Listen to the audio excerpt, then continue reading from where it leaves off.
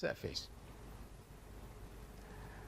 And elevation has to do with whether or not you are above sea level or you're below sea level. And this has implications for flooding sometimes and proximity to water. Most of the ancient cities were usually located close to water because of the critical importance of water to human survival. So all of these factors should be taken particularly by governments into account before they build any socially significant facilities in any area. And thankfully, we have the evidence suggesting that before Akosombo Dam was built in Akosombo, they had to take into account the site features in terms of the topography, in terms of the substratum elevation and proximity to water. Of course, the water was already there. But Akosombo was competing with Ajuna in terms of where was the dam going to be built. And they selected Akosombo because the site features were much more preferable to Ajuna. Tema Harbor also was built there because of the site features which were favorable. Tema was competing with Ada for the harbor. And the site factors in Tema were more favorable to the building of the harbor in comparison to Ada. So these are the site features which government should take into account, as well as individuals. You yourself, if you want to build a house, particularly the substratum, you want to make sure that you don't build your house in a clayey area and then a few days afterwards you start experiencing all kinds of cracks in your building. You want to build your house in an area which is sandy and mixed with some stones, or in a rocky area. That is basically the kind of education you want to obtain out of these discussions. And then persistence is an issue which troubles the mind of urban planners a lot. Persistence has to do with certain structures that you may come across in the urban community, and then you ask yourself, what the hell is this building doing here? Because it doesn't look good compared to the surrounding buildings. And the location of that building there can only be explained by referring to past planning. We have a number of examples in Accra to illustrate this. I don't know how many of you may have seen, you probably know the Rawlings Park. That park was cleared I thought there was going to be some significant buildings there, but it's now being used as a parking space. I've not been there for some time now. I don't know if the parking space has been converted to something else, but that park originally had a certain mosque which was aesthetically not pretty good looking. So you look at the modern buildings in the vicinity, and you look at the mosque, you say, no, this should not be here. So it had to be demolished, and that's the reason why the Rawlings Park was created. And then you want to look at the lorry station in Accra.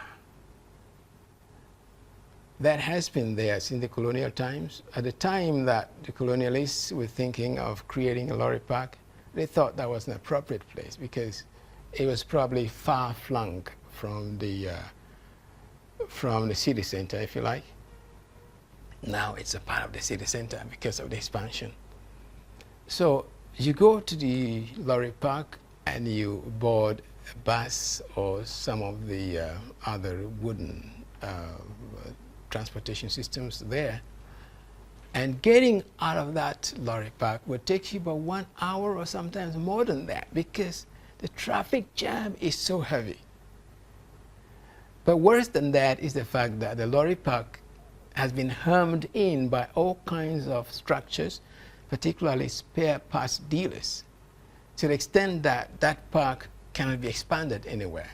It will remain like that until the government is able to completely demolish the area and create another park somewhere. That is a typical example of persistence. You ask yourself, why is this park located here? At the time of planning, they thought it was okay. But currently, it is completely outmoded. That is the nature of persistence. The significance of persistence for urban planners is that they should be able to project their minds into the future.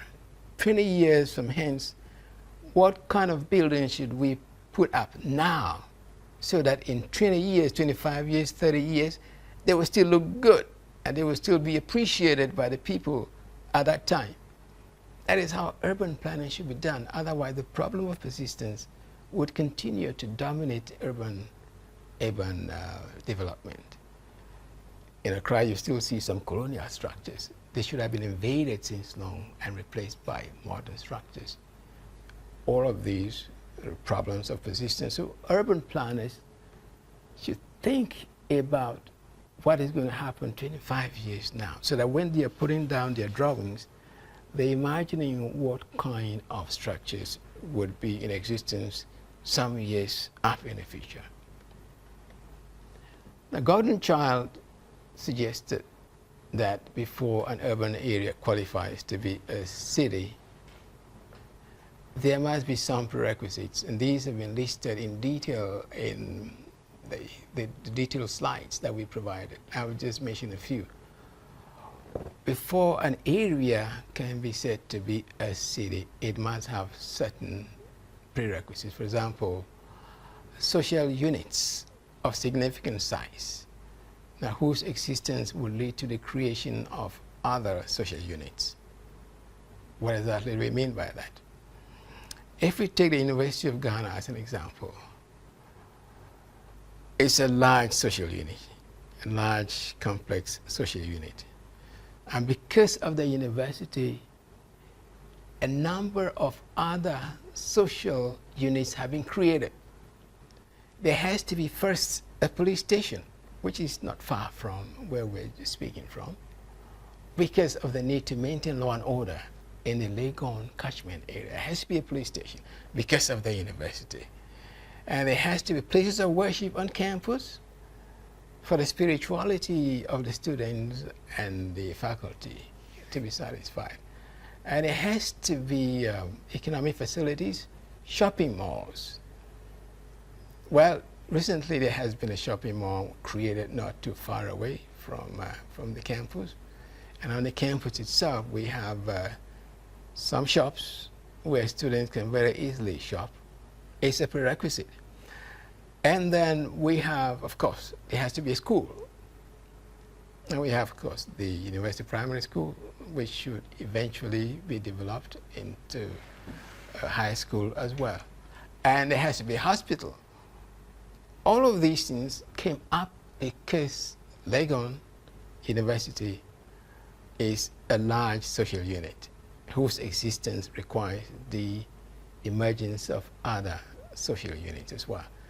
That's a mark of a city. A city should have such social units. We can talk about social control which is centralized and not kinship-based.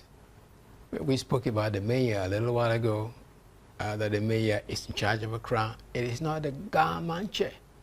The Gamanche is a kinship-based social control unit, and that is not what is required of a city. That's part of the reason why the mayor has been appointed to be in charge of the administration. The mayor is appointable in the sense that the government appoints the mayor. In the case of the Gamanche, if the Gamanche passes, it has to be his son who takes over. And when the son passes, it has to be the son of the son who takes over. And that's kinship. That's not good enough for an effective, efficient management of a city. That's why social control should be centralized.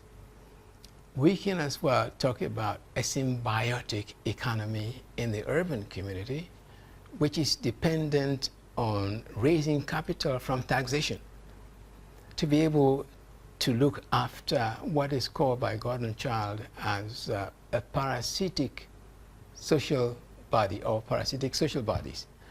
In other words, every urban area, every city should have enough income generated from taxes to be able to look after these parasitic bodies, for example, teachers. Teachers don't make any profit. The school is not a profit-oriented organization. They needed to be paid by profits generated from other profit-making organizations or from incomes raised by the city council from taxation. You want to talk about the police? They're not profit-making, but they perform critical duties and they have to be paid. They have to be paid by the city. To what extent is Accra doing that, for example? You want to talk about doctors, you want to talk about the army.